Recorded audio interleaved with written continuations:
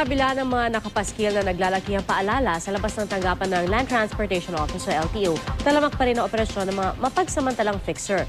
At ang problema pa, paano sila mawawala? Mismo mga empleyado ng LTO ang kanilang kakuntsaba. Balita natin ni Michael Fahatin.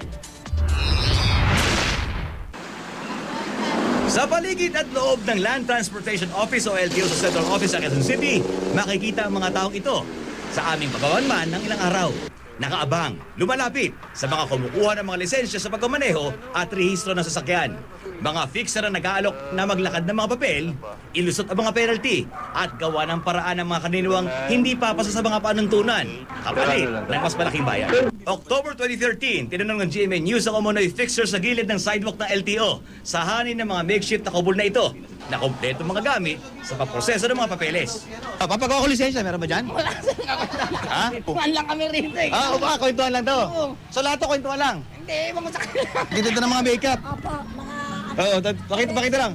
Baby, compliance! Ano? Hindi po yan, wala po yan. Wala. Wala na to, wala lang. Walang kinalaman sa inyo. Giniba ng mga kubol na ito pero nananatiling tambayan dahil nakasanayan ng puntahan ng mga parokyano. Ang transaksyon, inilipat sa likod ng LTO, malapit sa isang barangay hall. Sige ito na bro. Hindi, renewal. Medical lang yung ID. Wala na yung test. Wala. Kasi ito kayo doon, tapos gusto nyo ba makuha agad yung mga 30 minutes to 45 minutes? Yung... Hindi siya kagad. Kausapin natin yung taon na empleyado. Pati ang imposible, tulad ng pasunang lisensya, mahigit sa 3 taon na at kailangan na mag-exam muli, kaya pang gawa ng paraan. Talagang ganun At kayo di mo na sa- kailangan magpakita pa. Yung 8,000. 8,000. Oo, kasi magre-written exam pa yun. Mag-written exam pa ako. Oo, kaya harap ka ng tao mag-exam. Magda-driving test. Kasi pwede natin makuha naman, makuha natin yung card.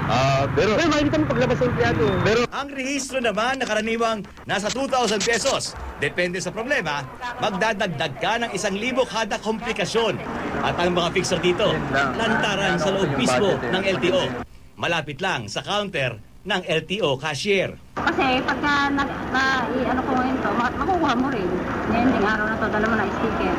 Sinasabing mawawala ang mga fixer kapag walang kumukuha ng kanilang serbisyo.